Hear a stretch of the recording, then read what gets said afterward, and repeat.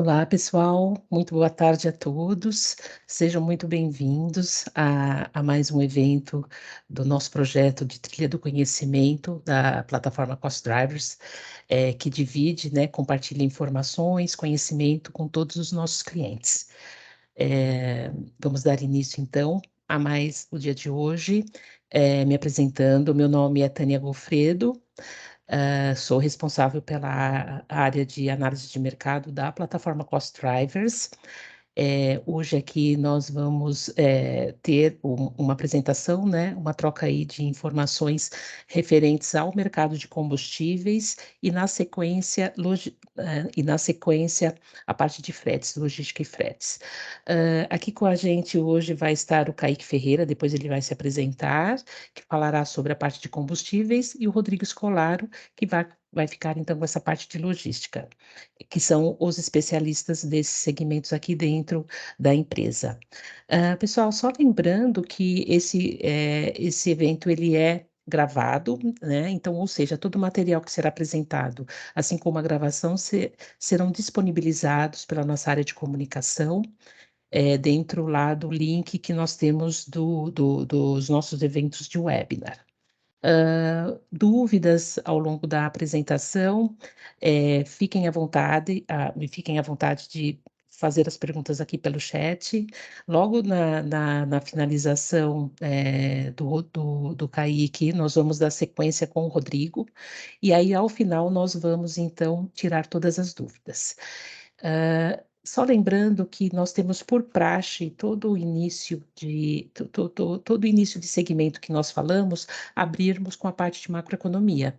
No entanto, hoje, como essa parte de macroeconomia foi feita há uma semana atrás, inclusive esse material e gravação também estão disponibilizados lá na página do evento de webinar, então hoje não será mostrado. Então, assim, só reforçando, acompanhe pelo calendário, porque a cada mês nós falamos de um segmento diferente e sempre será aberto, então, com a atualização do cenário macroeconômico, já que a parte macroeconômica foi feita no início desse mês. Tá bom, pessoal? Então, fiquem à vontade. Eu agora, então, aqui passo a palavra para o Kaique, que ele vai começar com a parte de combustíveis, depois na sequência com o Rodrigo, pessoal. Fique à vontade, Kaique. Boa tarde, pessoal, tudo bem? Bom, eu sou o Kaique, né, aqui da equipe de análise de mercado, acompanho o setor de combustíveis, já vou compartilhar minha apresentação. Então, a gente vai falar um pouco de panorama, né, e perspectivas que a gente tem para 2023, para esse setor.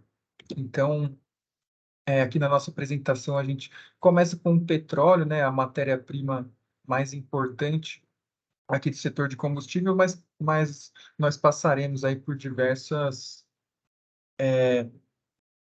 produtos e características, né, desse setor, tanto no mercado nacional como internacional, né? A gente vê aqui no Brasil uma interferência muito grande dos mercados internacionais, dos preços de combustíveis, principalmente depois lá da mudança de política de preços da Petrobras. Então, a gente começa com o cenário de combustíveis falando de petróleo. Aqui, eu sempre gosto de mostrar esse gráfico da esquerda, né, o de demanda e produção, como o gráfico que determina o preço do petróleo. Aqui a gente pega o petróleo Brent, né, preço do petróleo lá no norte da Europa, é um preço de referência, né, referência internacional. Então a gente teve, voltando um pouco, né, um ano de 2021, um aumento de preços bastante substancial. A gente teve um ano de demanda aí acima da oferta. E 2022, um aumento de preços ainda maior, né, ali no começo do ano, como resultado da guerra entre Rússia e Ucrânia. A Rússia, antes da guerra, né, era o segundo principal exportador de petróleo do mundo. Então, é um país que produz muitos barris. Então, esse preço chegou ali num pico de quase US$ 120, se a gente considerar o Brent, na média mês, né, em meados do ano passado. No entanto, a partir de junho, nós observamos esse preço em queda. resultado de oferta recuperada e demanda desaquecida, né? A oferta, ela aumentou, principalmente por outros países que não a Rússia, como, por exemplo, Estados Unidos, o próprio Brasil, alguns países do Oriente Médio também pertencentes à OPEP, aumentaram bastante a produção. Até ali no mês de novembro, né, a OPEP fez um corte de produção, no entanto, esse aumento foi sustentado em outros países também, como o Canadá, o próprio Brasil, que teve aí recorde de produção de barris de petróleo no ano de 2022. Então, a oferta conseguiu se recuperar desse baque, né, que foi a guerra entre Rússia e Ucrânia, sanções e um pouco menos aí de petróleo exportado da Rússia. Então, a gente viu como resultado desse aumento de oferta e de uma demanda desaquecida, o ano de 2022 foi um ano de baixo crescimento econômico mundial, se comparado a 2021. Então, a combinação entre oferta em crescimento, em recuperação e demanda em desaceleração fez com que os preços caíssem aí ao patamar que eles estão agora, né, ao redor ali de 80, 85, US$ 88 o barril, se a gente olhar aqui para o petróleo Brent. Agora, perspectivas para 2023, né? A gente vê ali no gráfico da esquerda que as perspectivas são de aumento de demanda, né? Então, nós temos ali na projeção da OPEP, infelizmente a gente não tem a projeção da produção, mas da demanda nós temos. Essa projeção de demanda ela é função de crescimento econômico, basicamente, que é o que realmente aquece, né, a demanda por combustíveis. No entanto, nós temos preços aqui projetados, baseados em contratos futuros, com perspectivas de estabilização. Então, nós observamos oferta e demanda em equilíbrio e isso explica os preços estáveis. Nós não acreditamos em continuação dessa queda dos preços, né? Justamente porque nós temos pontos de atenção aí para 2023. Então, pelo lado da demanda, né, espera-se que ela cresça para seu maior nível da história, né, que seria esse ponto aqui chegando no último trimestre de 23. Metade desse crescimento viria da China, então a China recentemente, né, encerrou a sua política de Covid zero, teve aí uma retomada da atividade, uma retomada da demanda do crescimento econômico.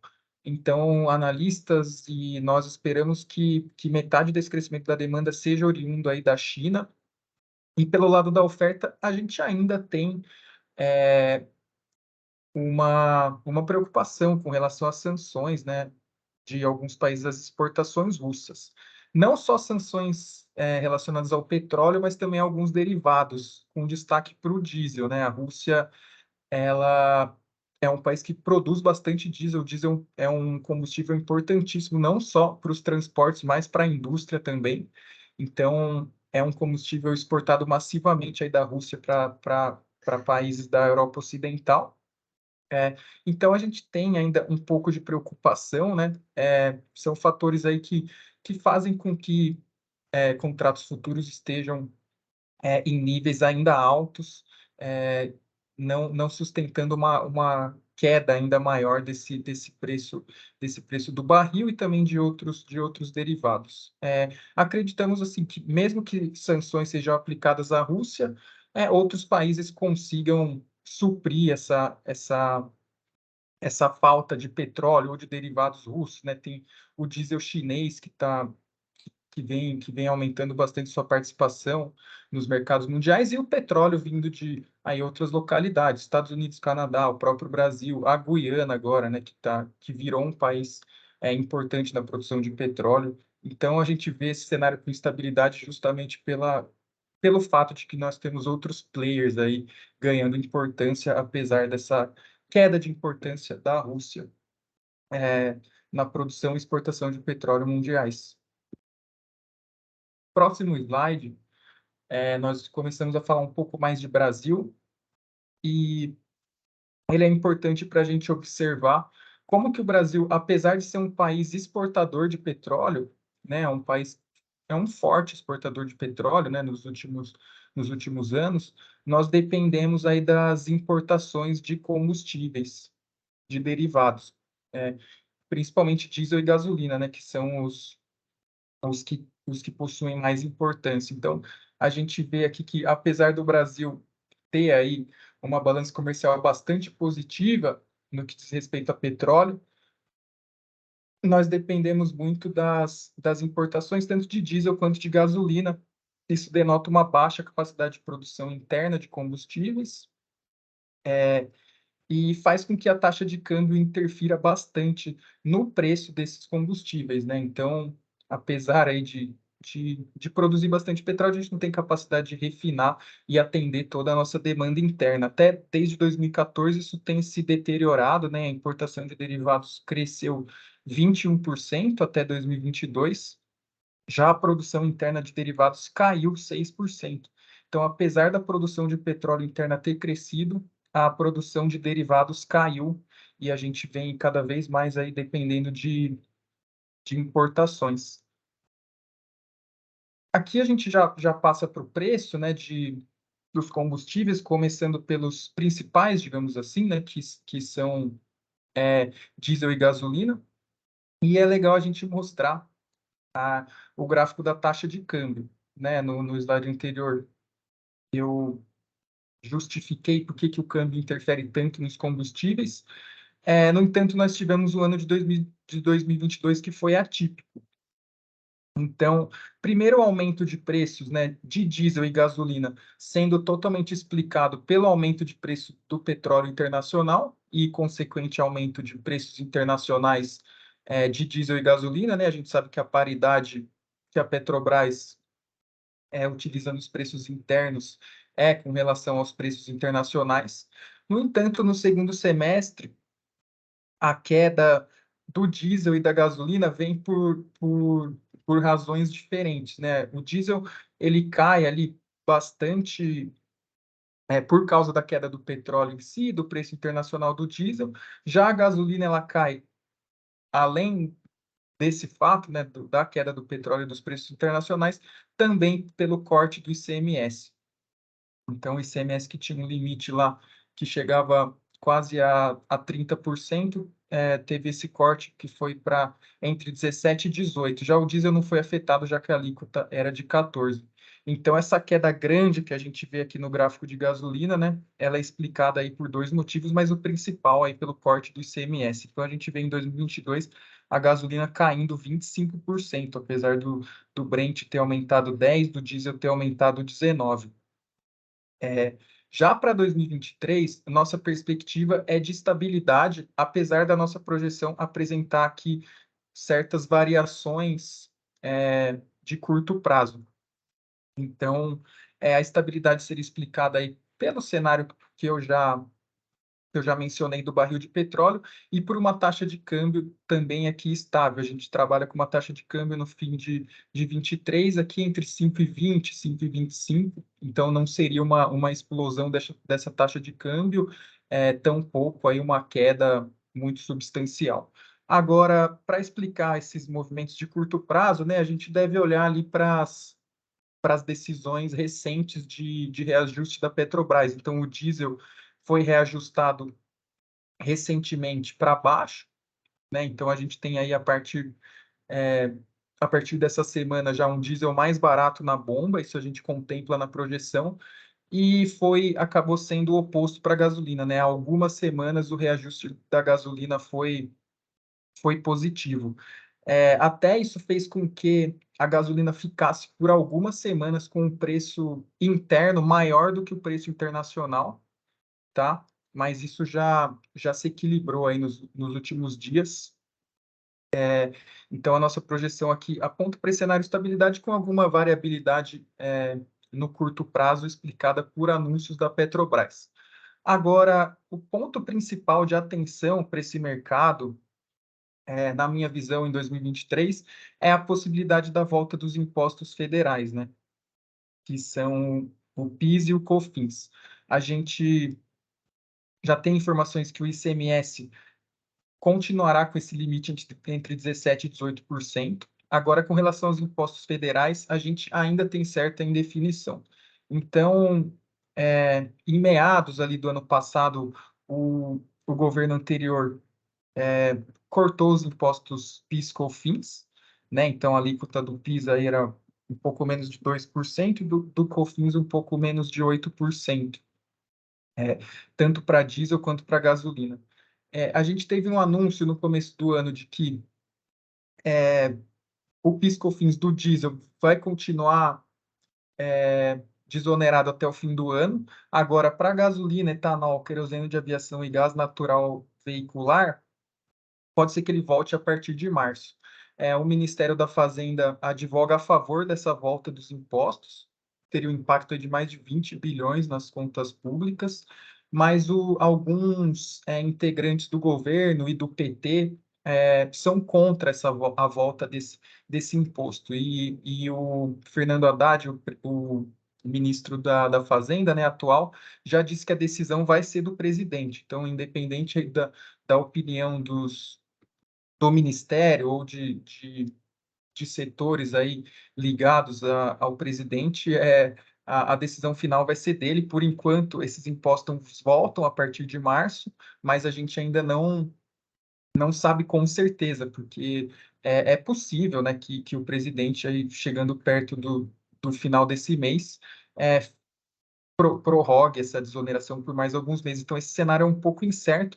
No entanto, a gente vê aqui um impacto que não seria tão grande da volta desses impostos para o preço, nem perto do impacto do que seria a volta do ICMS, né? O ICMS poderia voltar aqui de 17, 18 para lá perto de 30, né? Isso faria com que isso teria um impacto gigantesco no preço da gasolina, principalmente. Aqui o do PIS/COFINS a gente pode ter um impacto grande, ou a gente pode ter aí um reajuste da Petrobras para baixo para compensar esse imposto, porque, como eu disse, a gente passou um tempo com preços internos acima dos preços internacionais, então tem essas questões que podem fazer com que esse aumento que for graças aos impostos não seja tão grande. Então, é um cenário de um pouco de indefinição, no entanto, não tanta pressão nos preços desses combustíveis, até porque é uma alíquota de imposto pequena e a gente vê aí talvez até um pouquinho de margem, justamente porque preços internacionais de gasolina, no caso, e até do diesel, não estão em níveis tão grandes hoje em dia, né, como estavam aí no ano passado. A gente vê o mercado de combustíveis um pouco mais calmo, né, digamos assim, nesse ano de 2023. Passando aqui para etanol e GLP, né? Para etanol a gente tem, assim como para gasolina, essa possibilidade de volta de imposto a partir de março.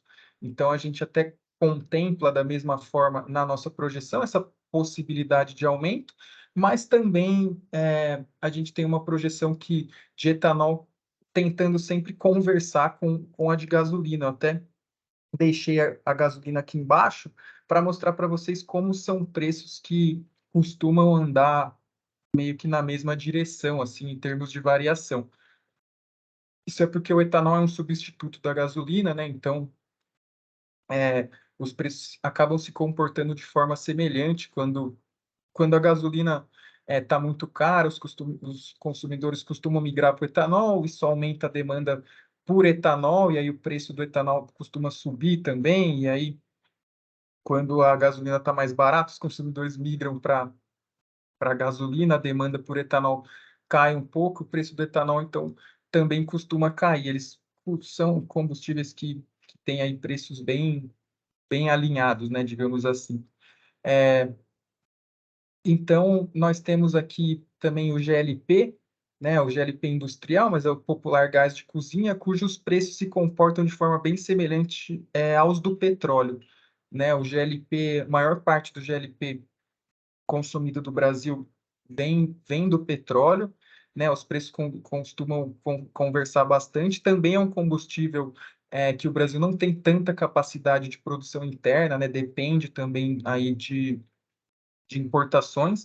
No entanto, a gente vê um cenário aqui, tanto de panorama como de perspectivas, bem em linha com o cenário de petróleo. Então, para 2022, né, aqui para etanol, que é um combustível, apesar de acompanhar a gasolina, tem suas particularidades, né? Por ser aí um combustível derivado da cana-de-açúcar.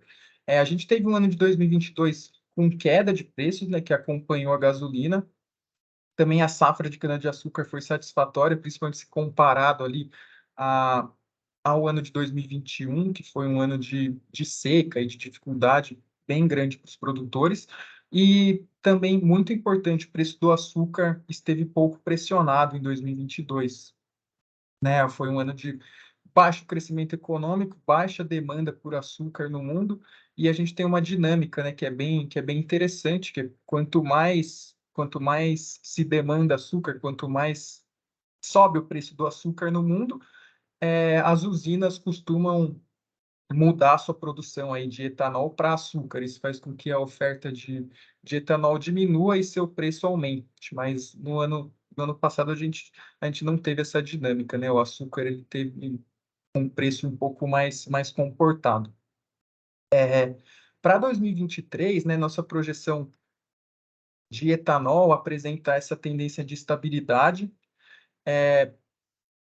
principalmente pelo fato de que nós temos um preço de gasolina, né, sem tantas pressões, mas a gente também tem fatores internos, né, que fazem com que esse preço possa se segurar aqui ainda em um patamar um pouco alto, né? Nós não vemos muito a possibilidade de continuação dessas quedas sustentadas num ambiente de demanda reaquecida aí pela China e também de fertilizantes ainda caros, né? Os fertilizantes nos últimos meses pararam de aumentar, como vinham aumentando, mas ainda estão em um patamar bem alto, e incertezas climáticas, né? A gente não sabe muito bem quantificar isso de maneira tão satisfatória, né? Porque é de natureza incerta o clima. No entanto, o centro-sul do Brasil vem aí nos últimos anos sendo afetado pela Laninha, e isso acaba mudando um pouco a dinâmica, pode afetar a safra. Então, nós não conseguimos ter aí uma projeção que aponte para a continuação dessas quedas sustentadas. No entanto, o cenário é, de oferta e demanda mundial, tanto de etanol como de gasolina em si, aponta para a gente essa estabilidade, e para a GLP seguindo aqui tendência de petróleo e dos combustíveis em geral, né? A gente vê aí uma demanda desaquecida, mais em recuperação por causa da China, e uma oferta totalmente recuperada, explicando aqui essa nossa projeção de estabilidade. Aqui eu vou falar um pouco de gás natural, né, que é um mercado que esteve aí em, digamos, cenário de caos em boa parte de 2022. Então, o preço ele aumentou bastante como reflexo da guerra entre Rússia e Ucrânia. Diversas sanções foram aplicadas aí por países europeus contra a Rússia, e especificamente em relação ao gás natural russo. A Rússia é uma exportadora massiva de gás natural para a Europa Ocidental, para a Alemanha, que é a principal economia da Europa. Então, assim que ocorreu a guerra e as sanções, a gente viu uma disparada do preço aqui para níveis absurdos, né? Níveis historicamente muito altos. Então, a gente tem aqui, até eu coloquei o gás natural, preços internacionais nos Estados Unidos, mas se eu colocasse da Europa, a variação seria ainda maior, né? Então, porque realmente o mercado europeu foi até mais afetado. No entanto, a gente vê aqui a partir aí de setembro, de agosto, setembro, esse preço começou a cair, né? E a queda foi também bastante agressiva, né? Digamos assim, o preço caiu bastante, e, e essa queda está associada ao aumento de oferta e exportações de países que não a Rússia, principalmente os Estados Unidos, mas também países do Oriente Médio. Então, eu até coloquei aqui no gráfico da esquerda informações de exportação e produção de gás natural liquefeito dos Estados Unidos. Aqui, infelizmente, a gente não tem, né, como no petróleo, dados ali de produção trimestral ou mensal de gás natural. A gente só tem esses dados anuais e eles acabam ali em 2021. Né? Então, para a gente tentar enxergar a dinâmica de 2022, eu peguei esses dados, mas eles são bem interessantes. Por quê? Boa parte do aumento de oferta e boa parte do aumento de exportações para a Europa de gás natural veio dos Estados Unidos. Então, a gente vê até aqui no ano de 2022, né, as exportações ficando aqui num nível maior até do que da produção de gás natural liquefeito. Então, muito do que os Estados Unidos tinham em estoque foi exportado para a Europa e é através de gás liquefeito, né? Porque a gente não tem um gasoduto ligando os Estados Unidos à Europa. Então, tem que ser feita a transformação e o gás transformado em líquido é exportado para a Europa através de navios. Isso cresceu bastante, né? Teve um crescimento substancial tanto em produção como em exportação. Então, a gente viu ali países é, como a Alemanha, que tem sua matriz energética bastante dependente do gás natural, aumentando demais as importações de gás natural liquefeito vindo dos Estados Unidos, também de outros países, como países do Oriente Médio, mas principalmente dos Estados Unidos. E a gente vê hoje em dia a Europa com uma situação de certo equilíbrio em relação aos seus estoques de gás natural, com bastante importância aí das exportações americanas, mas também de outras regiões. E falando de Brasil, né, o nosso mercado de gás natural, ele também depende bastante das importações. O Brasil tem uma produção considerável, tá, de gás natural, nos mesmos postos onde a gente produz petróleo. No entanto, nós temos uma balança comercial que é bem negativa, né? Ainda mais comparada à do petróleo, que é bem positiva. Então, aqui a gente teve até anos de 2020 e 2021 com um pouco de exportação, mas a importação ela é bem maior, né, do que a exportação. Então, o Brasil tem uma balança comercial negativa. Aqui eu juntei gás natural mais LNG, né, mais liquefeito, mas ele acaba sendo negativa mesmo, e todo o nosso gás natural que vem de gasoduto, que a gente importa, vem da Bolívia, né, do Gasbol, mas a gente também importa bastante LNG, e o nosso principal parceiro comercial nisso são os Estados Unidos, né, um gigante aí do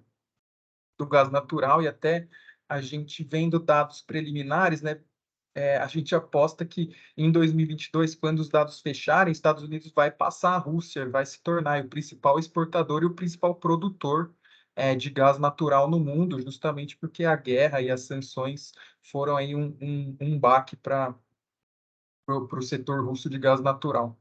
Então, para falar aqui um pouco de perspectivas, né? Nossas perspectivas para 2023 são de também estabilidade. Aqui essa queda já é do dado que a gente tem prévio de fevereiro, né? O preço em fevereiro continuou caindo. No entanto, espera-se que uma certa recuperação, né, desses preços, e estão relacionados um pouco a essa volta da demanda através da China, né? A China, depois do fim da política de Covid zero, essa perspectiva de aumento de demanda chinesa acabou afetando todos os mercados. Então, aqui a gente tem uma perspectiva de estabilidade, fim dessas grandes quedas, com oferta em níveis consistentes e demanda sendo ali puxada um pouco por essa volta da China, né? A gente tem até um aumento maior nesse contrato futuro de fim de ano.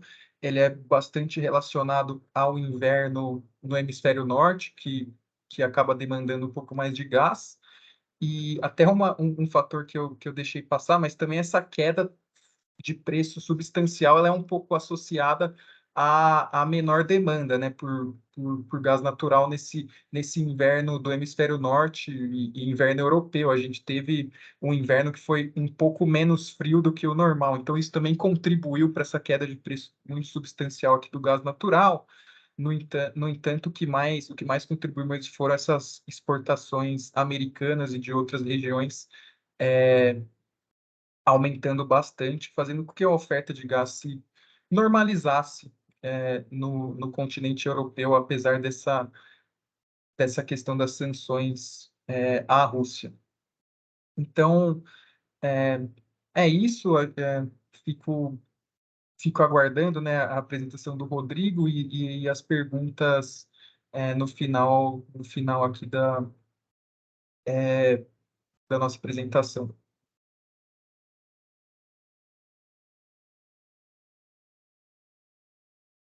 Bom, primeiramente, né, boa tarde a todos. Né, como o Kaique falou, né, agora que ele já terminou já a apresentação dele, agora eu vou fazer uma apresentação sobre logística. Né? Primeiramente, me apresentando aqui, meu nome é Rodrigo, também trabalho como economista aqui dentro do Cost Drivers, tal qual o Kaique, e sou especializado aqui, né, em acompanhamento no setor de logística, nos 3 principais modais, o terrestre, aéreo e marítimo, além dos mercados de commodities metálicas, né, os mercados de commodities metálicas, sejam ferrosas ou não ferrosas, que a gente ainda vai acabar fazendo também eventos ao longo desse ano também nesse setor, e eu também vou apresentar ao longo dos próximos meses. Né? Aqui hoje eu trouxe justamente a apresentação sobre esses setores. Deixa eu começar a compartilhar ela aqui com todos. Vou aqui apresentar um pouco justamente desses comportamentos, dessas categorias, e depois ao final, né, assim como também as dúvidas também da apresentação de combustíveis do Kaique, a gente vai responder todas as suas dúvidas também.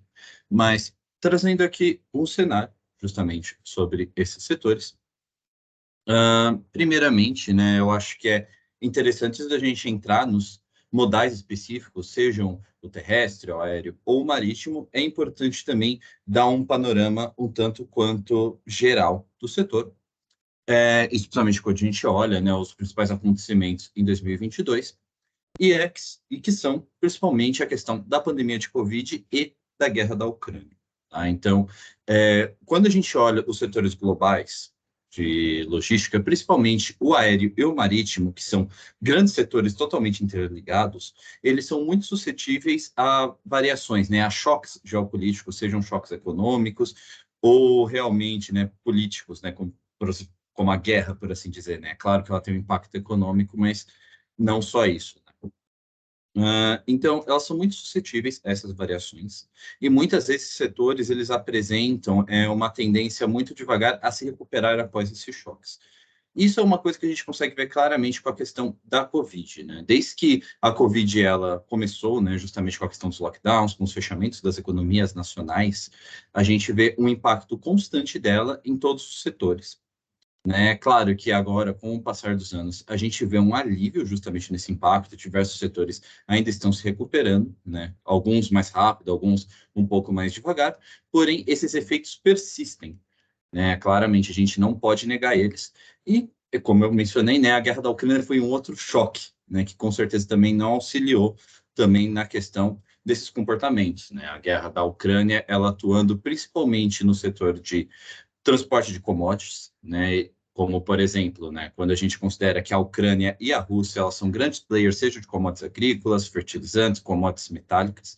Então, a tirada desses países do mercado global, né, ou pelo menos a sua limitação, né, do seu comércio, acaba impactando na demanda de modais, impactos indiretos, né, como o fechamento de parte do espaço aéreo ucraniano devido à guerra, mesmo empresas que saíram, né, principalmente da Rússia, né, a gente tem diversas empresas marítimas e aéreas que não oferecem mais seus serviços na Rússia, como justamente por causa da retaliação e das represálias de diversos países do Ocidente à Rússia, né, as sanções. Então, esses são dois fatores que acabam permeando toda a discussão que a gente vai ter aqui. Né? E aí, já além deles, a gente já consegue já entrar efetivamente nos modais específicos, né? Começando pelo terrestre. Aqui também compensa também mencionar que o modal terrestre aqui que eu vou apresentar, ele é o mais nacionalizado dos 3 modais. Né? É claro que o modal terrestre ele tem um impacto internacional direto, que ocorre principalmente através dos combustíveis, mas quando a gente fala de modal terrestre, né, principalmente quando a gente fala do Brasil, que é um país com dimensões continentais, é um modal muito mais fechado em si mesmo, é um modal muito mais nacional em essência. né? A gente não tem tantas ligações, né, ou pelo menos tantas ligações importantes no modal terrestre, quanto, por exemplo, no marítimo e aéreo, que é uma coisa diretamente ligada com o exterior, que a gente tem muito mais essa questão de oferta e demanda de embarcações ou de aeronaves que acabam impactando o modal nacional. Porém, como eu falei, né, o terrestre ele acaba sendo muito mais focado dentro de si mesmo aqui no Brasil, e quando a gente fala também de modal terrestre, acaba sendo muito mais modal rodoviário, né? Nós temos outras opções, como o ferroviário, mas o rodoviário é a grande categoria aqui, seja em oferta, em demanda, quando a gente olha para o mercado nacional. E, em 2022, o grande destaque quando a gente fala desse modal é a questão dos combustíveis, né? Então, o Kaique ele já explicou muito melhor do que eu, né? Justamente essa questão dos comportamentos. Eu também não gostaria também de ficar repetindo, né? E falando as mesmas questões do comportamento. Porém, de maneira geral, a gente tem esse comportamento de aumento nos combustíveis, né? Principalmente no primeiro semestre, e já um alívio, né? E já uma queda maior no segundo semestre, que acabou impactando justamente o comportamento dos fretes terrestres, né? Principalmente rodoviário aqui dentro do nacional. Alguns outros fatores, né, que a gente pode falar em 2022, nós tivemos alguns movimentos do governo federal, principalmente, que buscavam uma diversificação do governo, né, justamente nessa questão de a gente ser muito dependente do modal terrestre, principalmente do rodoviário. Então, nós tivemos alguns movimentos federais, como, por exemplo, o BR do Mar, que é um projeto federal que busca incentivar a navegação de cabotagem como uma outra opção de transporte nacional. Também tivemos o Marco Legal das Ferrovias, né, que buscava justamente o maior incentivo para a construção de ferrovias, né, principalmente através das PPPs, né, as parcerias públicos-privadas. Porém, é importante destacar que, embora esses movimentos, né, essas leis, esses programas de incentivo, eles sejam positivos justamente nessa questão de diversificação, de oferecer uma maior gama de opções e tirar um pouco essa pressão que o modal terrestre nacional ele acaba sofrendo, a maior parte desses projetos, eles têm alguns problemas que eles não conseguem agir num curto espaço de tempo. Isso seja pela própria escala deles, por questões de serem necessários altos investimentos de infraestrutura, seja mesmo por questões de serem obras que demoram muitas vezes, como, por exemplo, novos portos, modernização de portos, por exemplo. Então, esses projetos eles tendem a ser muito mais tratados como alterações de médio a longo prazo do que a curto prazo, né?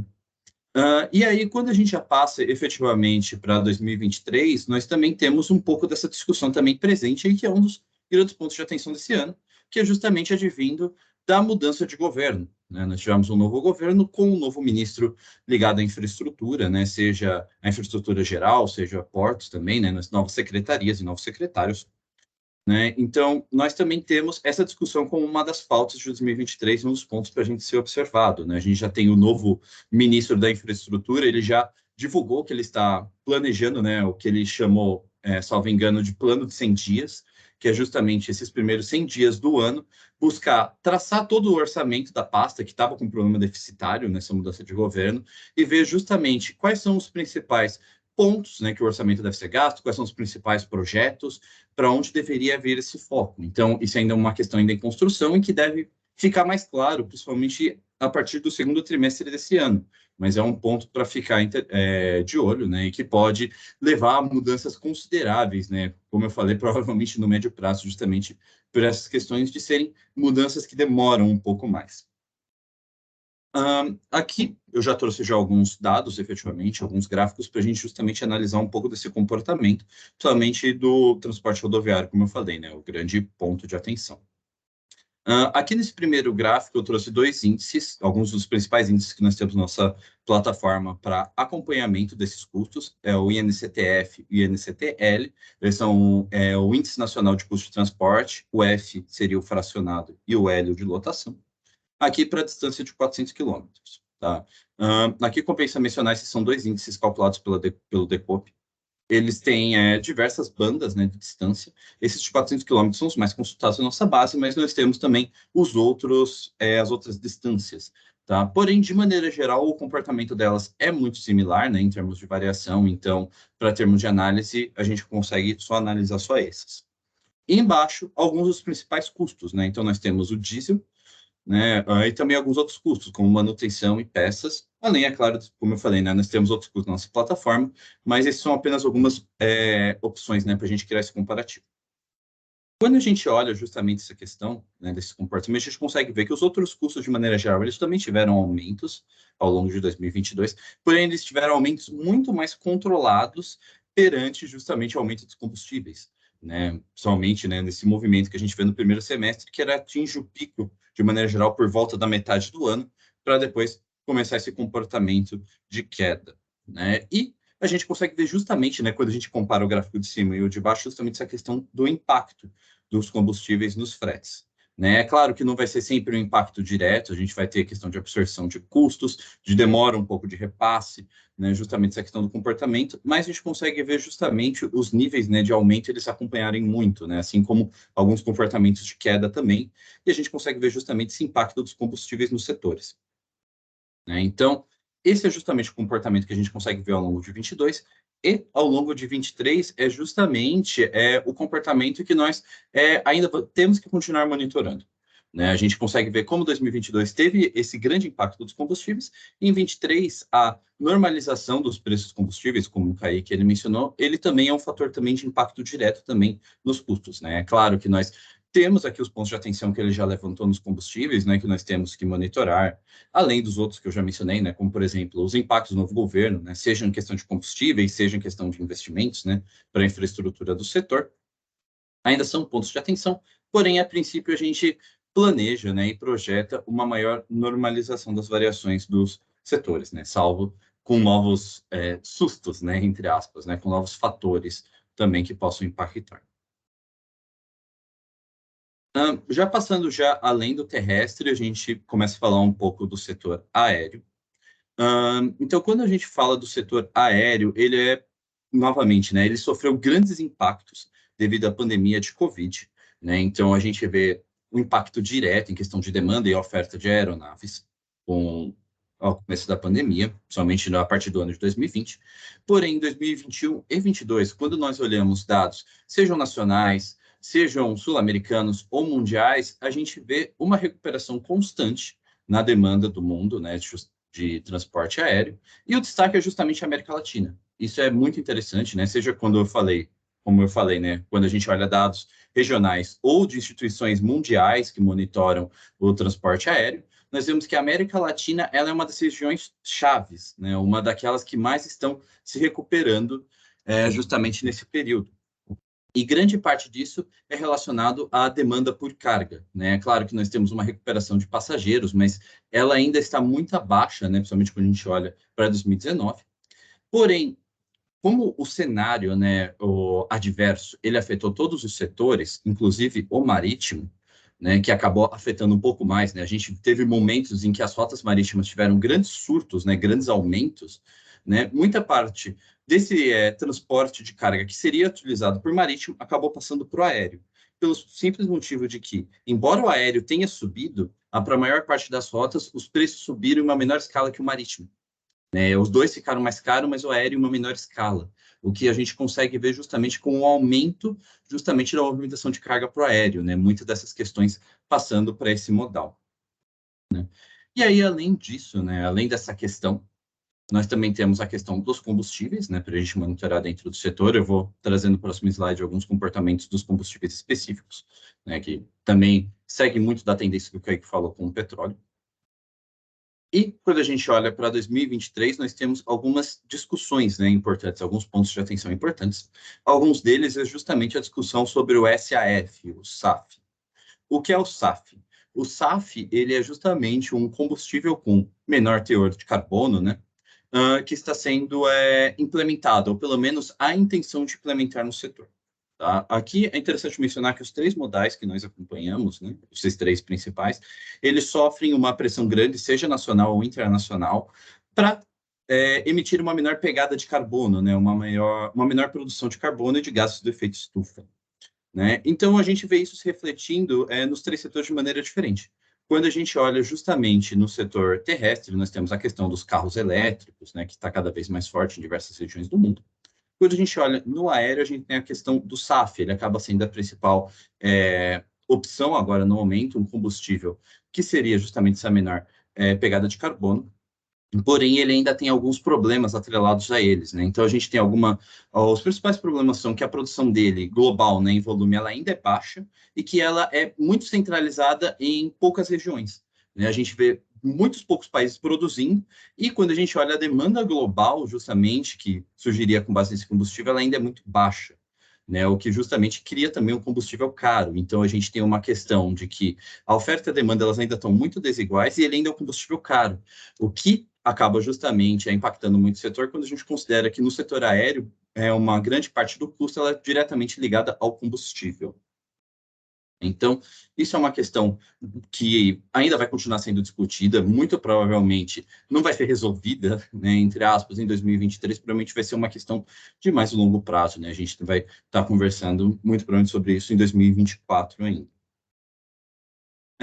Mas também as outras questões é que, como eu falei, né, a gente está vendo uma recuperação constante, né, ao longo desses anos, né, embora ainda abaixo de valores pré-pandemia, e é justamente para 2023 a expectativa dos principais órgãos internacionais é que essa recuperação continue e que ela acabe sendo cada vez mais presente na demanda por passageiros, né? Justamente, talvez até possivelmente com uma queda na demanda por carga, né? Embora isso ainda não esteja certo, justamente pela questão da recuperação dos outros modais, né? Como eu falei, né? A demanda por carga ela acabou crescendo na medida que outros modais encareceram mais ainda, na medida que todos eles fossem normalizando, né? Muita dessa carga que era aérea vai voltar para o marítimo, por exemplo.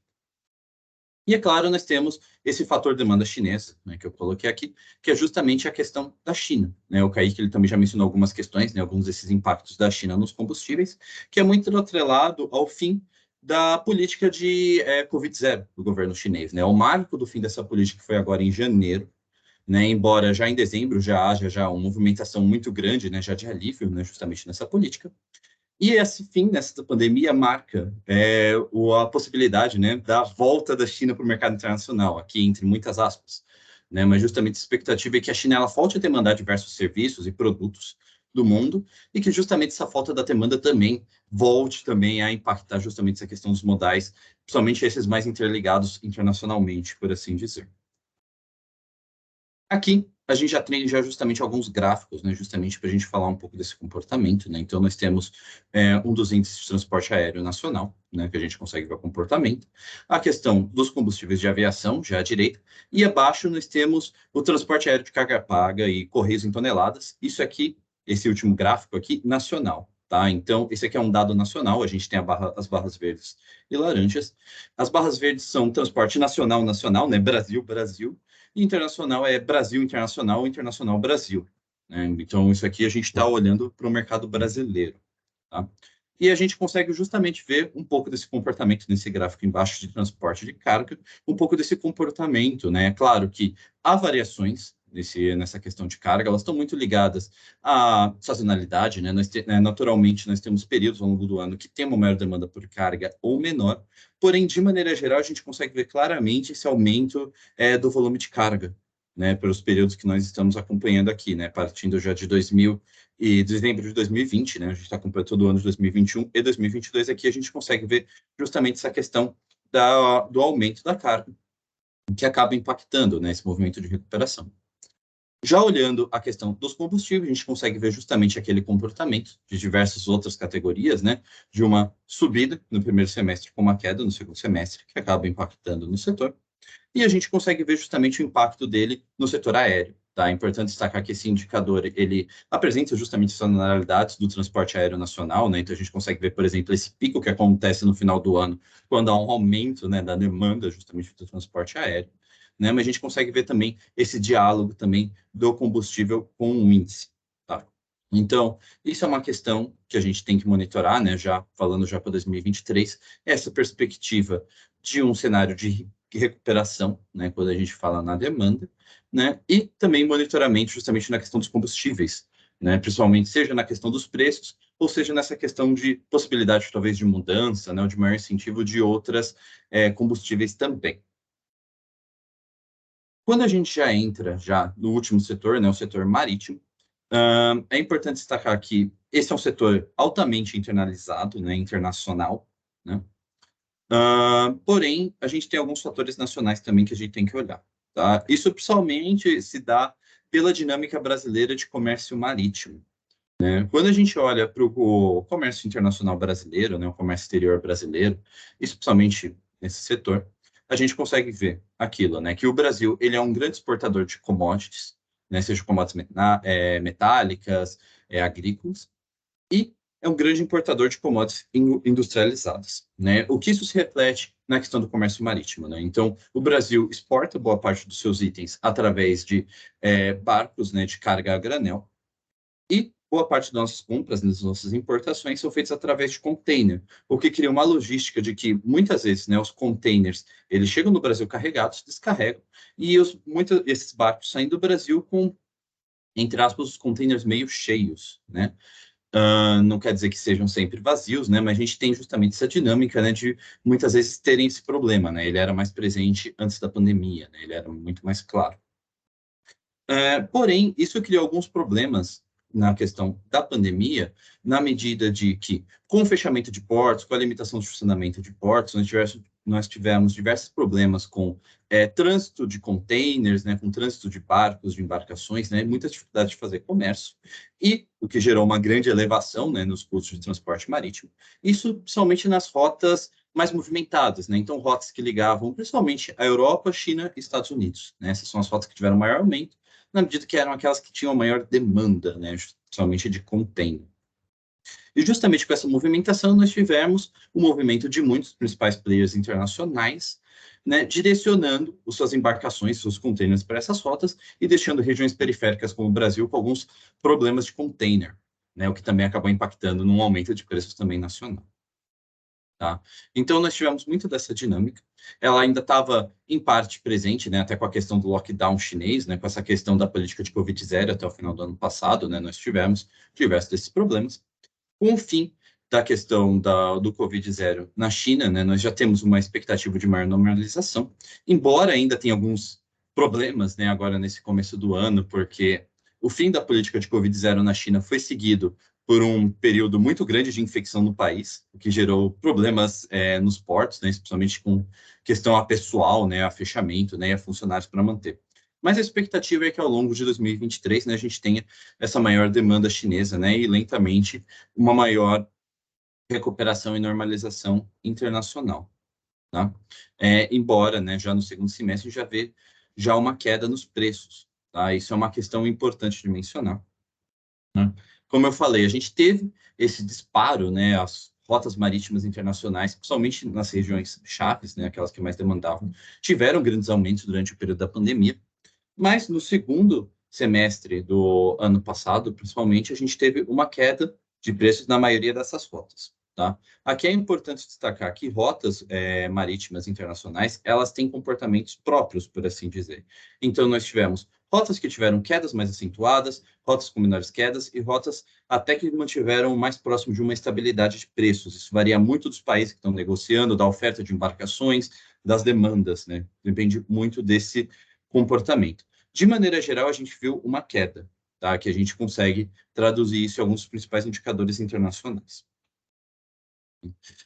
Já falando já para 2023, né, nós temos a questão do fim do lockdown chinês, né, que é um ponto de atenção, né, além das incertezas da economia mundial, né, isso aqui é um ponto que eu deixei justamente para deixar claro, né, o quanto esse setor ele é dependente da economia mundial, né, então qualquer outros problemas, né, por assim dizer, tem um impacto direto e rápido nesse setor muitas vezes. Porém, além disso, nós temos também a questão dos combustíveis verdes. E aqui tem um pouco de uma diferença, que é essa ausência de um padrão, aqui entre aspas, né? Então, o que nós temos é diversas empresas ao redor do mundo ligadas a esse setor, apostando em diferentes combustíveis, por assim dizer. Né? Então, nós temos algumas empresas que estão investindo no metanol, algumas no GNL, algumas na amônia.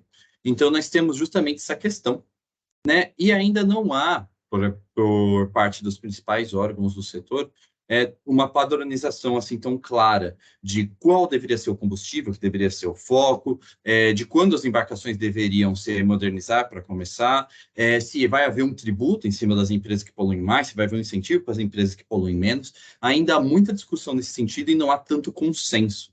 né? Então, ao longo de 2023, pode haver evoluções nesse sentido e impactos, né, que acabam impactando diretamente os preços, né? Sejam por adotar combustíveis mais caros, possivelmente, né, ou mesmo por questão dos custos de modernização das embarcações para aceitarem combustíveis diferentes, né, que também gerariam também esses impactos também nos preços.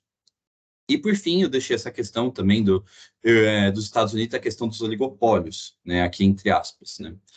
Por quê? Isso é uma questão que já surgiu no começo do ano passado, né, e que ainda está presente, ainda é uma discussão ainda presente.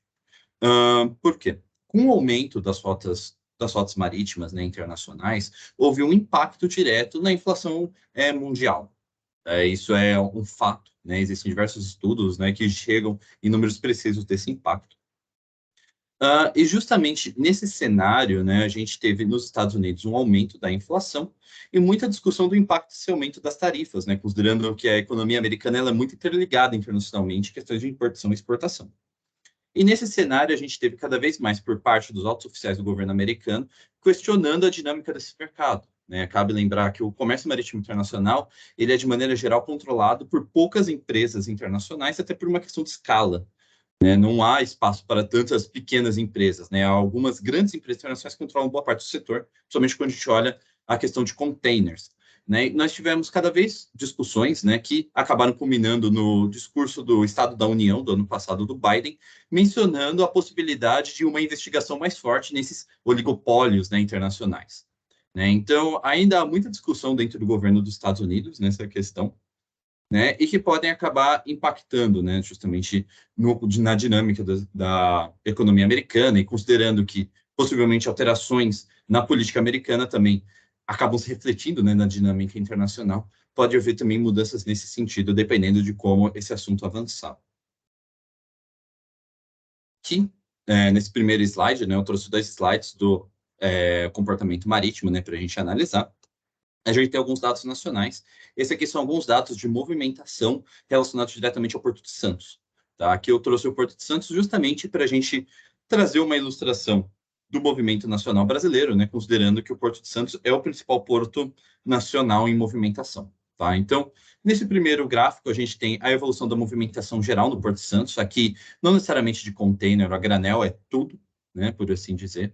E a gente consegue ver justamente esse comportamento de importação e exportação, seja de cabotagem ou de longo curso. Né? E o destaque, justamente nessa questão de movimentação, é a exportação de longo curso. Né? Ela é constantemente, quando a gente olha desde 2019, aquela que mais cresceu. Né? Algumas das outras tiveram até quedas a depender do período analisado, né? Especialmente na questão da importação. Isso é muito relacionado à dinâmica macroeconômica global e nacional, né, questão de câmbios e questões de dinâmicas de oferta e demanda, que a gente consegue ver claramente aqui, né, justamente nessa questão dos comportamentos. E embaixo a gente já consegue ver a questão diretamente da movimentação dos containers dentro do Porto de Santos. Né? E uma questão que a gente consegue ver aqui, né, seja quando a gente olha a movimentação de containers vazios ou cheios, é de maneira geral uma recuperação da movimentação de containers, né? É claro que essa questão de falta de containers ou não, né, ela ainda persiste a depender do porto, a depender do setor que a gente analisar, mas de maneira geral a gente consegue apontar para um movimento de recuperação maior que deve persistir ao longo do próximo ano. Né? Então, de maneira geral, o que a gente vê é justamente uma questão de perspectiva dessa recuperação, né, com cada vez uma normalização maior, né, e recuperação. E no curto prazo é interessante mencionar a questão que muitas vezes está sendo chamada, né, de super safra, aqui entre aspas, né? A gente vê justamente na questão de commodities agrícolas nacionais essa expectativa de ter uma produção muito elevada e que sobrecarregaria a infraestrutura nacional, especialmente nos portos, né, com a questão da exportação nacional brasileira. Isso é uma questão que está sendo tratada pelo governo, né, pelo novo governo, né, o novo ministro, né, os ministros relacionados já estão expondo que eles estão estudando o assunto, já estudando ações efetivas sobre a questão, né, mas é uma questão mais a curto e médio prazo que deve ser acompanhada também. E, por fim, aqui alguns índices, né, diretamente relacionados a esse setor para a gente analisar. No gráfico à esquerda, acima, né, nós temos os 3 principais índices internacionais de frete marítimo que nós temos dentro de nossa base. Então, seria o BDI, que é justamente carga a granel, o Harpex e o FBX, são indicadores de carga de container, que tem fontes diferentes, né, e metodologias diferentes, mas que, de maneira geral, quando a gente olha o comportamento histórico, tem comportamentos históricos muito similares, e a gente consegue justamente ver esse comportamento ou de manutenção de preços elevados, ou de elevação de preços no começo de 2022. Aqui é interessante falar que eu estou começando com esse gráfico em dezembro de 2021, mas se nós olharmos em 2021 e 2020, a gente vê grandes elevações também, né? Ele está partindo de um patamar muito alto em dezembro de 2021, quando a gente olha historicamente, e a gente vê essa queda, né, justamente no segundo semestre, muito relacionado seja à normalização do setor, mas também à questão chinesa, né, uma queda da demanda chinesa, né, e todos os fatores macroeconômicos que acabaram impactando. Já do lado direito dele, nós vemos algumas das rotas mais direcionadas à América do Sul, né? Nós temos o CFFI, esse é um índice calculado na China, né? Um índice chinês, né? Que correlaciona esse frete China-América do Sul, e nós temos o FBX 24, né? O FBX, né? Que nós temos do lado do índice global, ele é quebrado por rotas específicas, e essa é a rota dele que abrange a América do Sul, a costa leste, né? Que pega os portos brasileiros, que é da Europa para a América do Sul, costa leste. Né? De maneira geral, a gente consegue ver um comportamento similar, a gente também consegue ver um movimento de aumento ou de queda. É claro que tem alguns movimentos atípicos, né? Também muito relacionados à natureza das próprias rotas, né? Mas de maneira geral a gente consegue ver esse comportamento, né? Mesmo que às vezes a queda seja um pouco mais acentuada, seja em ritmo diferente, né? Ou em momentos ligeiramente diferentes.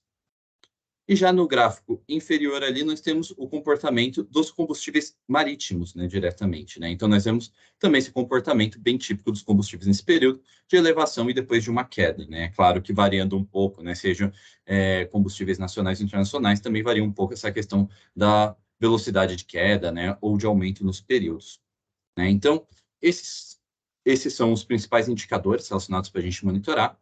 E o cenário, né, relacionado a eles, que a gente tem que monitorar é justamente esse que eu falei, né? Então, nós temos a questão da China, nós temos a questão da economia global, cujos riscos ainda persistem e que devem ser monitorados, além da questão do comportamento que impacta diretamente nesses setores.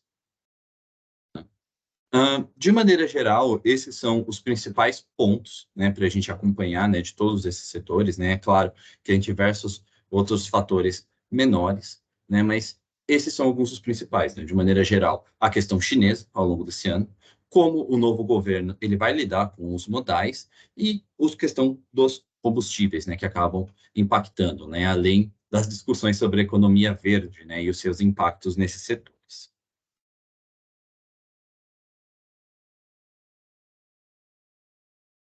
E aí agora, né, já encerrando, né, já essa questão, né, eu acho que a gente já pode já passar para a questão das dúvidas, né?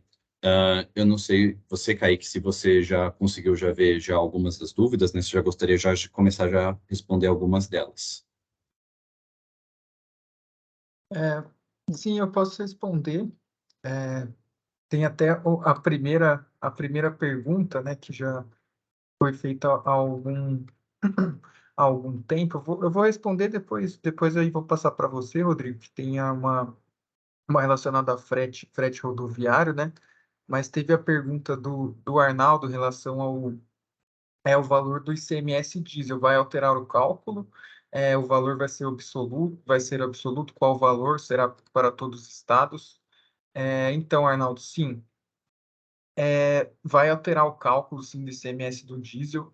Tá? Hoje a gente tem uma alíquota de ICMS para o diesel que ali tem um limite de 14%, mas ela é uma alíquota que ela varia de estado para estado. Aí o que foi definido no fim do ano passado foi que essa alíquota vai ser fixa, tá, para todos os estados, e ela não vai ser em termos percentuais, ela vai ser um valor em reais, né, de 94 centavos, 94, 95 centavos, isso para todos os estados. Então, vai ser uma mudança, sim. É difícil a gente quantificar esse, esse aumento de preços ou diminuição, porque essa alíquota, né, ela muda de estado para estado. No entanto, estima-se que, em média, isso pode levar a um aumento de preços aí de no máximo 5% se a gente considerar a média Brasil.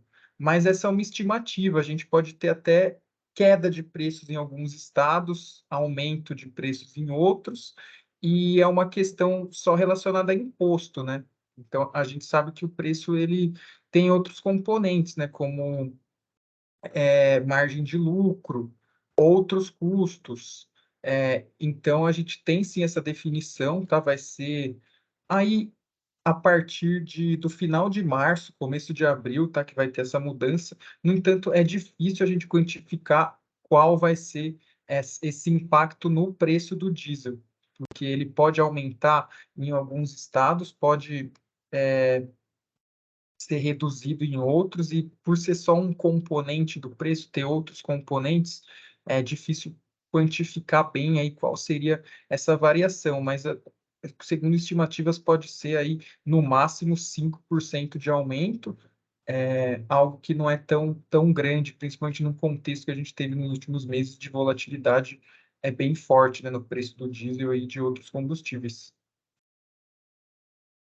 Perfeito. Rodrigo, se você permite te ajudar um pouquinho aqui, que eu fui acompanhando as perguntas, é que tem Claro. mais uma aqui do Arnaldo, para já pegar esse gancho. Ele pergunta quais são os principais impactos que podem alterar a tarifa de frete rodoviário. Para 2023, os fretes tendem a se tornar mais estável em relação a 22. Então, a primeira pergunta é: qual o impacto que pode alterar a tarifa de frete rodoviário? E para 23, se eles tendem a se tornar mais estáveis em relação a 22. Eu acho que quando a gente fala, né, de impacto mesmo, eu acho que ele parte muito da questão dos combustíveis, né, impactos, né, no setor refletem, né, diretamente nessa questão. A princípio, a gente projeta, né, um cenário mais estável ao longo de 2023, né? É claro que tem algumas questões, né, que podem impactar, né? Mas eu acho que seria muito até dessa questão que eu falei, né? Eu acho que seriam principalmente a visão dos combustíveis e a visão governamental, né? Algumas vezes as duas em conjunto, né, que acabam impactando diretamente esse setor, né? Eu acho que são os principais pontos para a gente olhar para 2023, né? Eu acredito também, Rodrigo, como a gente tem sempre falado aqui internamente, essa questão também do crescimento econômico, né? Quando a gente pensa em atividade econômica, óbvio que fica até um pouco mais difícil de quantificar, porque esse setor ele é muito impactado pelo preço de combustível, fica mais fácil para a gente identificar. Até se a gente pegar o histórico, a gente vê que 2022, né, teve um aumento forte lá para os fretes. Mas, enfim, então acho que essa terceira, vamos dizer, esse terceiro fundamento também é algo a ser muito observado, que está dentro aqui das nossas projeções, viu, Arnaldo? Então, assim, como a gente espera uma atividade econômica mais retraída para 2023 em relação a 22, então isso reforça um pouco também dessa projeção do Rodrigo, né, de que a gente vai ter um pouco mais de estabilidade em relação a 22, né? Ainda aqui, o Arnaldo ainda, ele completa com mais uma pergunta, Rodrigo, olha, no período de escoamento de grãos, qual é o impacto na tarifa de frete em percentual no modal rodoviário? Em qual período, em quais regiões? Essa é uma questão bem interessante, tá? Os valores exatos eu não tenho aqui nesse momento, mas é uma questão que eu acho que seria muito interessante até de serem levantados mesmo, Uhum, né? O que a gente está vendo agora, né? Até essa questão até que eu mencionei, né? Que essa questão de uma expectativa de uma super safra, né? E essa questão de ter uma pressão no modal logístico nacional, né? Isso seja rodoviário, seja também portuário, né, que é uma questão que está sendo tratada pelo novo governo, né? Tudo indica que o ministro está dando uma prioridade para isso, né? Além de outras questões, né, como por exemplo, eu creio que o projeto prioritário, né, que ele falou que ele quer avançar ao longo desse ano é a questão do ferrogrão, né, transporte uhum, ferroviário, né, aham, nacional. Então, a gente tem um impacto direto, né, que é diretamente relacionado à safra, né, e às regiões produtoras, as regiões de escoamento, né? Aqui eu não tenho exatamente os percentuais, mas eu creio que seria uma coisa que até a gente poderia pesquisar, justamente, né? Levantar essa questão também, né? Até mencionando aqui internamente, né? A gente também tem uhum, Isadora, né, que ela não está aqui, que é a nossa economista, que ela é especialista na questão de commodities agrícolas também. Eu acho que ela também teria também algumas dessas questões, a gente conseguiria levantar posteriormente também para você também alguma dessas questões. Sim.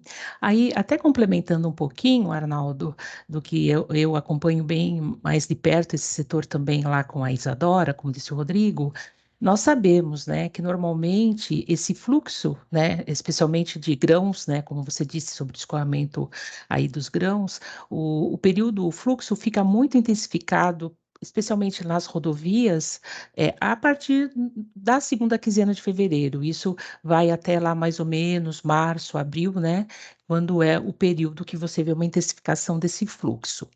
Se a gente pensar que dentro da estrutura de custos, né, como que funciona esse fluxo da cadeia produtiva, pegando como exemplo a soja, né, que é o principal grão aí que o Brasil exporta, ele tem um primeiro passo na cadeia, o deslocamento para armazenagem, né, onde nós acreditamos que fique muito dentro do próprio estado, né, onde o estado do Mato Grosso é o principal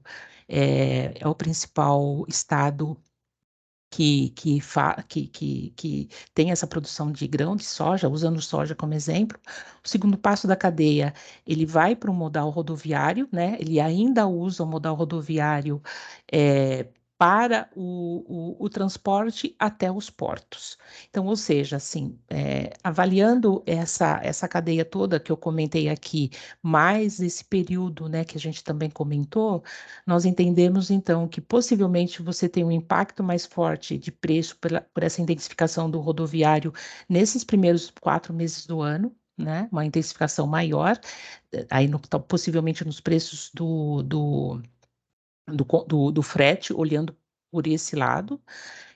E quando a gente pensa em exportação, os dois principais portos, né, que recebem, o principal deles é o Porto de Santos, né? Então, o Porto de Santos é o principal porto de escoamento da soja.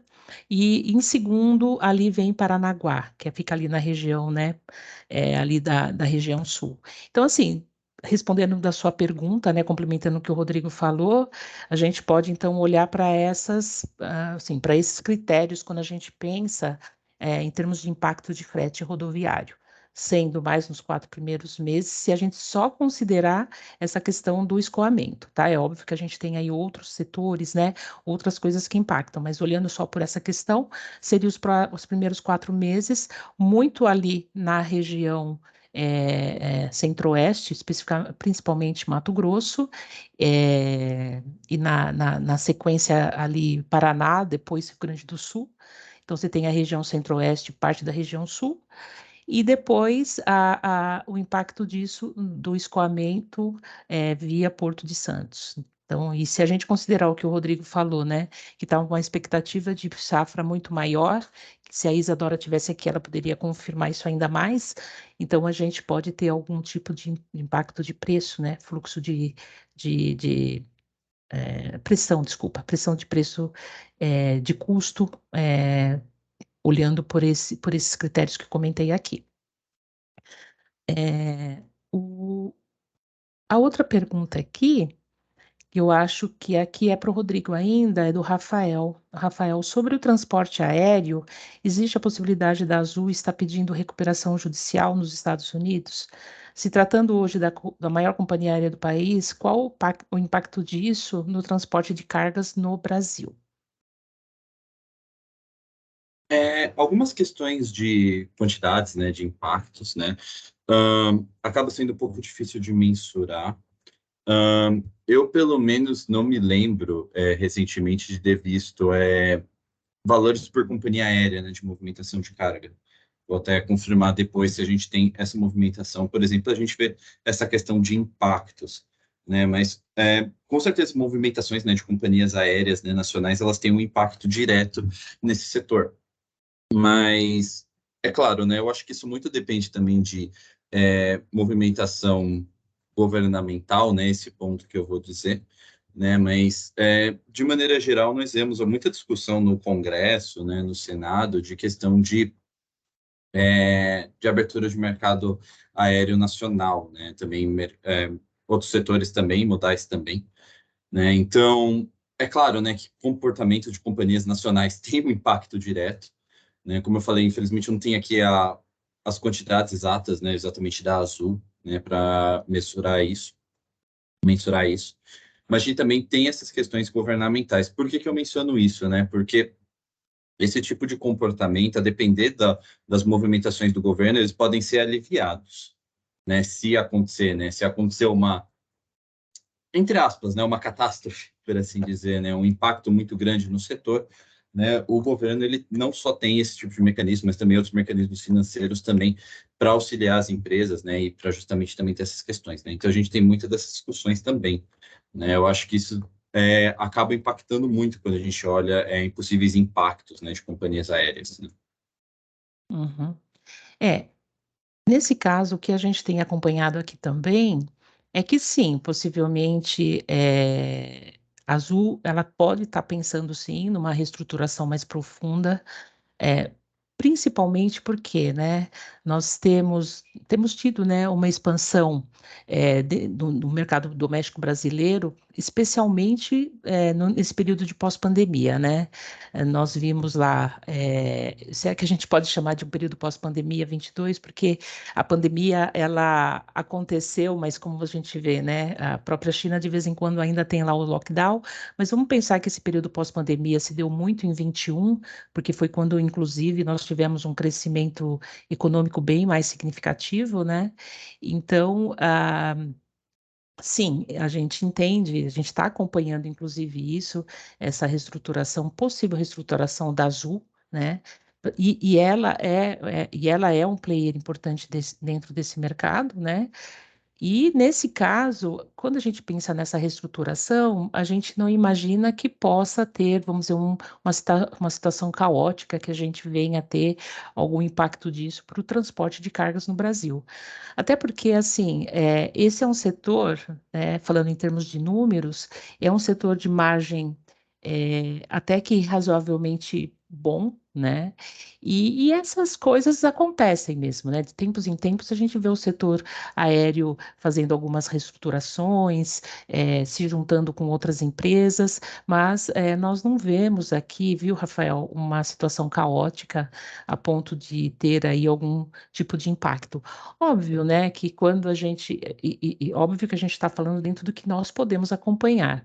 Situações, como a gente viu, guerra à Rússia, né, como a gente viu pandemia nesses últimos praticamente 24 meses, que foram situações que se perdeu, né, não se cogitava, né, assim, até que a guerra à Rússia, assim, já vinha sinalizando, mas a pandemia chegou e o mercado teve que se reestruturar muito rapidamente. Mas acho que passado esses dois grandes impactos, eu acho que o mercado está bem preparado para receber aí, vamos dizer assim, situações onde ele tenha que fazer algum tipo de assim, adequação ou ajuste.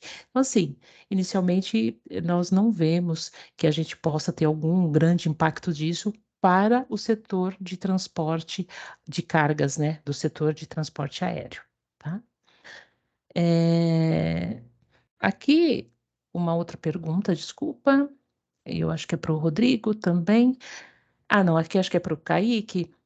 O Rodrigo, Rodrigo Braga, você acredita que a China comprando o diesel mais barato da Rússia, por conta das sanções, pode ajudar a trazer os custos de frete ainda mais para baixo? Aqui é Kaique e Rodrigo, acho que os dois juntos aqui. Mas sim, eu acredito que não. Assim, o preço do diesel não vai cair porque a China pode estar comprando mais barato da Rússia. E uma outra questão, a questão mais importante aqui, nos últimos meses, é a importância da China na produção e exportação de diesel, não ela como compradora, como importadora. Então, a União Europeia baniu importações, exportações de diesel vindas da Rússia, e boa parte desse diesel, né, que a União Europeia não está mais comprando da Rússia, está vindo da China. Então, a China tem produzido aí nos últimos meses, tem aumentado muito a produção de diesel nos últimos meses e exportado bastante para a União Europeia. Então, assim, até o que acontece é que a demanda de diesel para os produtores chineses, né, tanto interna, mas principalmente externa, tem aumentado bastante e até o preço que vinha caindo, né, na Ásia de diesel, tem até informações de que ele tem se recuperado, justamente porque tem essa falta de diesel chinês no mercado asiático. Eles estão exportando bastante para a Europa como uma consequência desse banimento de diesel russo na Europa. Tá?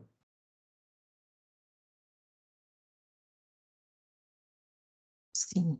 Rodrigo, você queria complementar? Passamos, né? Acho que o Kaique respondeu. Sim, sim. Tá. É que aqui o Rafael complementa, né? O Rafael que comentou agora há pouco sobre o transporte aéreo, que infelizmente o setor, principalmente se tratando de transporte de cargas, carece de uma evolução, principalmente dos equipamentos operados, né? Aviões antigos que voaram anteriormente com passageiros são adaptados para transporte de cargas. Esses equipamentos têm um consumo de combustível gigantesco que automaticamente reflete diretamente no custo do frete. De fato, né? E aí eu jogo um pouco para o Rodrigo, mas vou dar um pouco da minha opinião. Na verdade, eu acho que os modais, né, logísticos, né, essa questão logística no Brasil é uma questão, como disse o Rodrigo, né, sempre que a gente tem uma troca de governo, tem uma esperança, né, sobre isso, de que a gente possa ter, vamos dizer assim, uma restauração, uma reestruturação desses modais, né?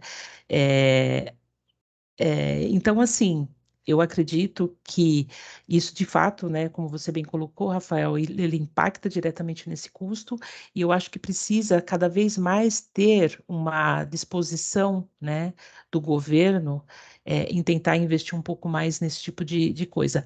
O Brasil, ele é um país, aqui falando um pouquinho da parte mais macro, né, se a gente pensar de forma mais macro, até para entender um pouco dessa entre aspas, falta de investimento aí nos modais, quando a gente pensa na economia brasileira como um todo, então, normalmente aqui a gente faz uma leitura também um pouco macro para entender esses impactos aqui no micro, né?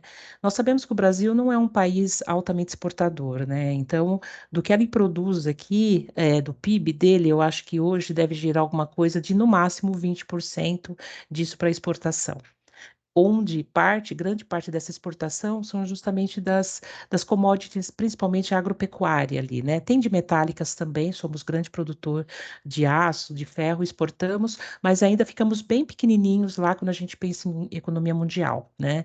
E de participação de share lá na economia mundial. Então, quando a gente pensa no Brasil com esse olhar, por isso que a gente entende que falta, às vezes, um pouco dessa. Não, não posso chamar isso de boa vontade, né? Porque não existe isso, né? É óbvio que o país tem que estar sempre olhando para crescer, mas ele atende muito o mercado doméstico, né? Por isso que, tanto que o Rodrigo mostrou, nós temos um transporte aéreo. Desculpa, um transporte terrestre aqui, ferroviário, muito forte.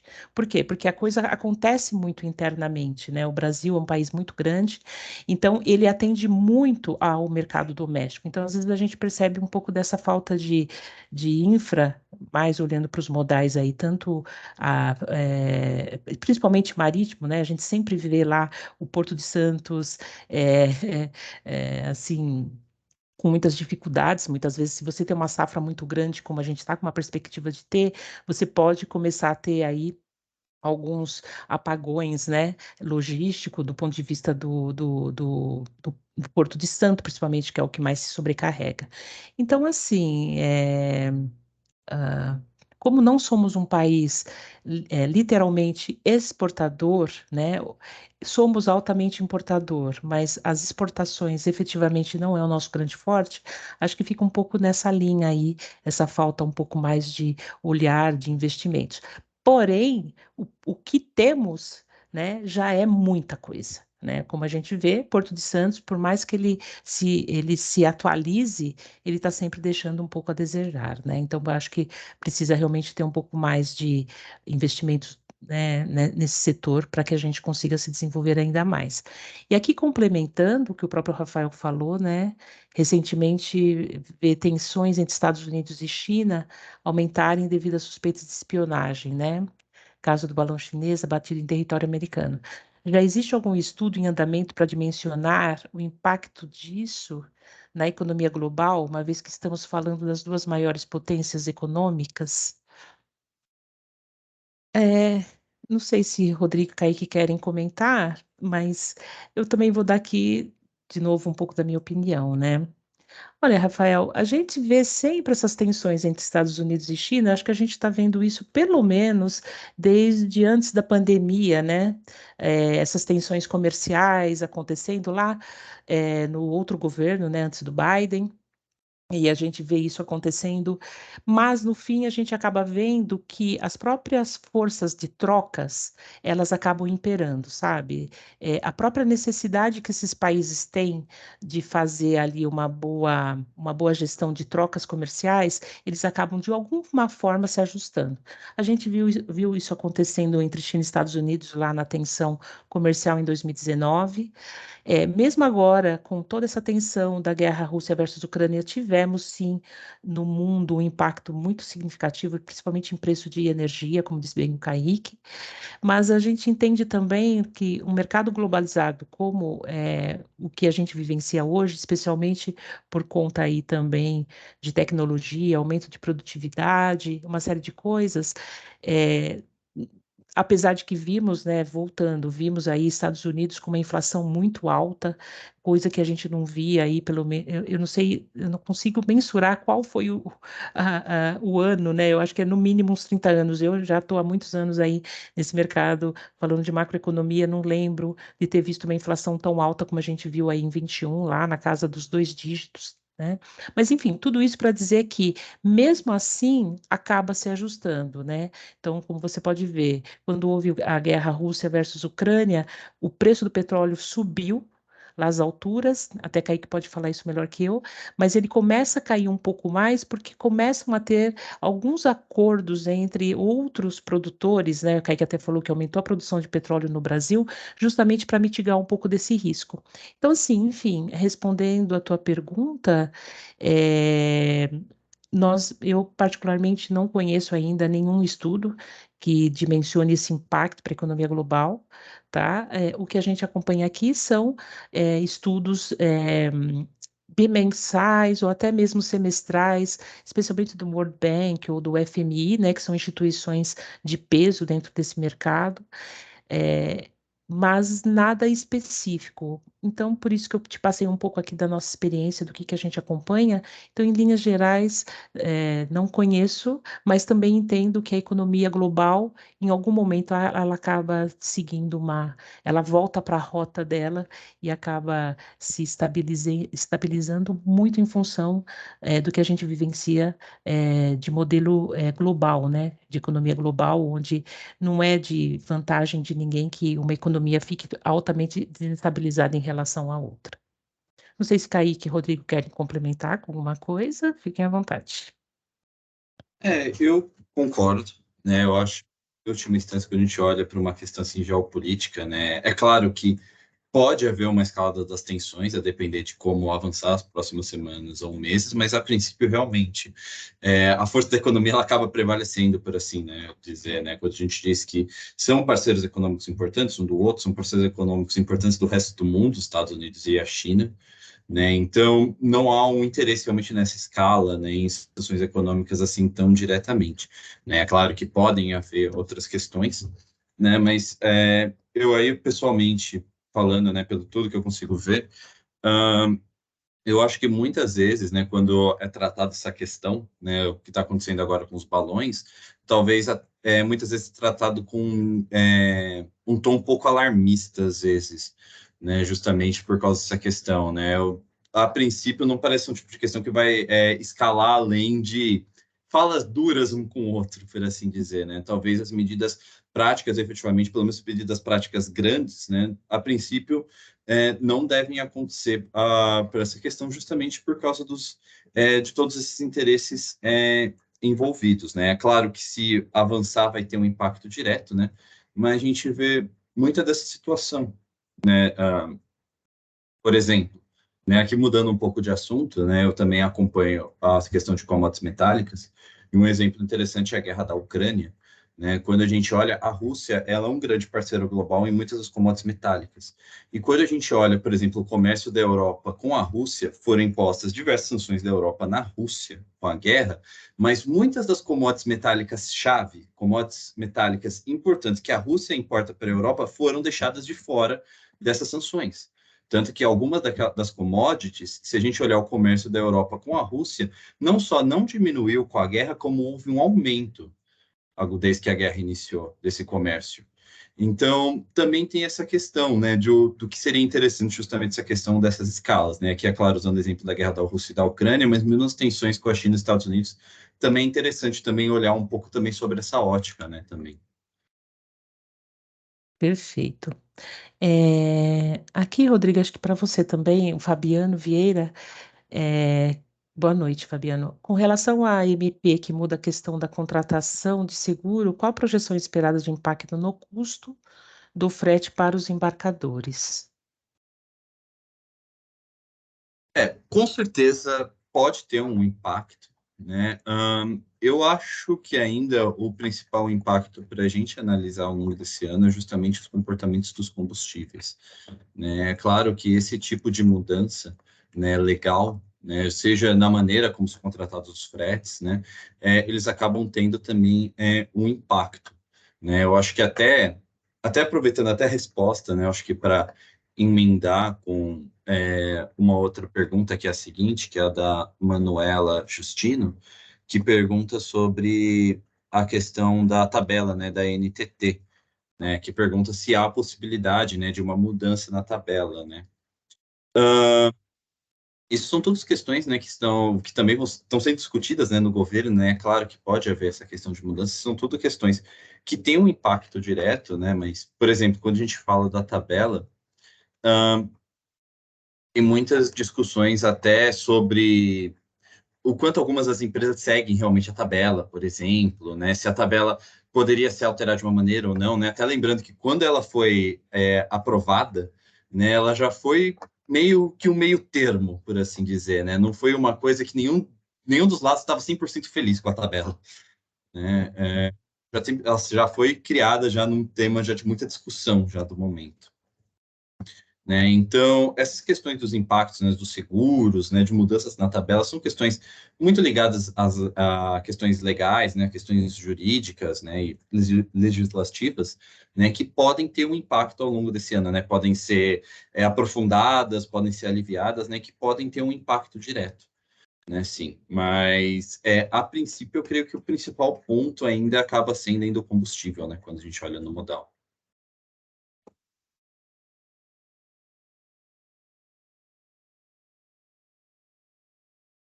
Sim, perfeito.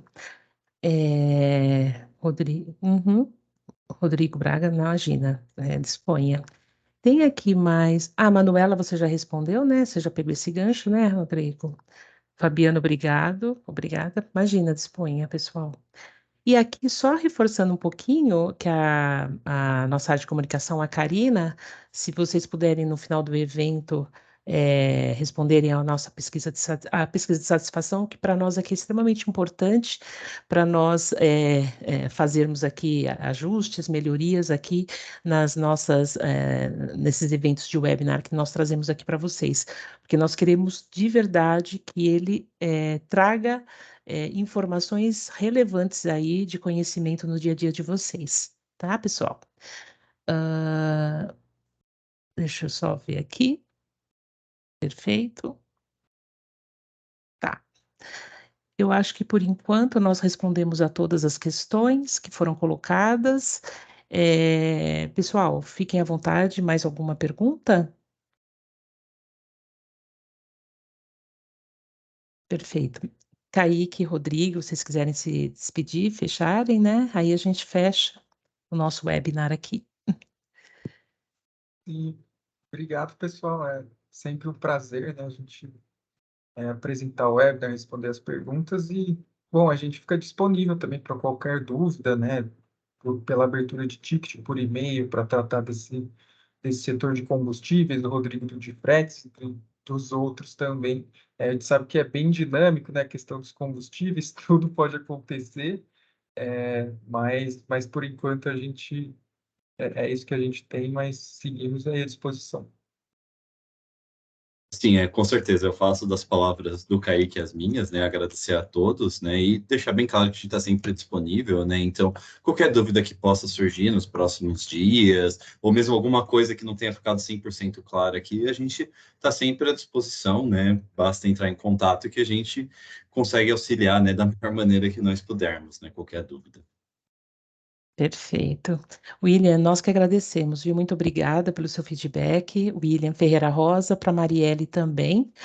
É, Deixa eu só compartilhar bem rapidamente aqui, foi como o Kaique e o Rodrigo colocaram.